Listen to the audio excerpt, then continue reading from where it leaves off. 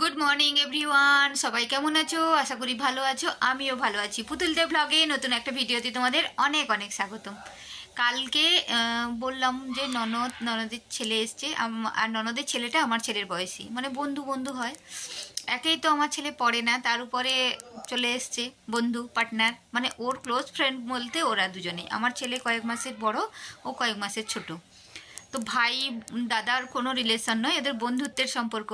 তো সেটা তো যেমন তেমন, পড়াটা ডগায় উঠে গেল। একই তো সে কথাই আছে না, একেই মা মনসা, তার উপরে ধূপধুনোর গন্ধ। মানে আর কিছু হবে না, আমি যদি বলিও তাতেও শুনবে না। এই 2-4 দিন যা করছে করুক, আর কি বলবো। আর কত ঝগড়া করব, কত চেঁচাবো, আর ভাল লাগছে না।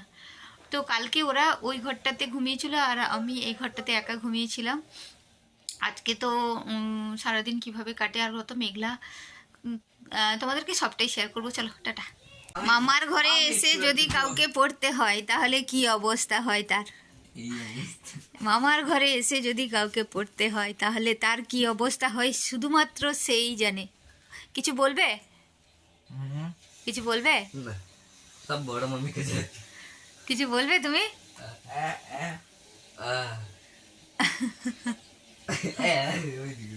আর একজন তো যেন নিজেকে কি যে মনে করে কে জানে।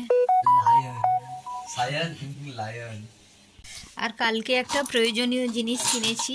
এই থালাটা আমার অনেক দিনের থেকে ইচ্ছে ছিল। ঠাকুরের সামনে যে ভোগটা দিই, সেই ভোগের যে মানে ধূপ থাকে, তারপরে ধুনুচিতে দিই, আর একটা সবটাই দেখাবো তোমাদেরকে কি করি। তো ওই থালাটা কেনার ইচ্ছা ছিল, কালকে অলরেডি কিনে নিয়ে চলে এসেছি। এই যে আমি কিন্তু এই থালাগুলো আজকে ব্যবহার করব না।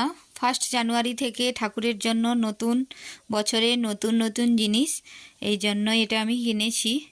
তো দেখো তো তোমরা কমেন্টে জানিও তো কেমন হয়েছে। এই দেখো।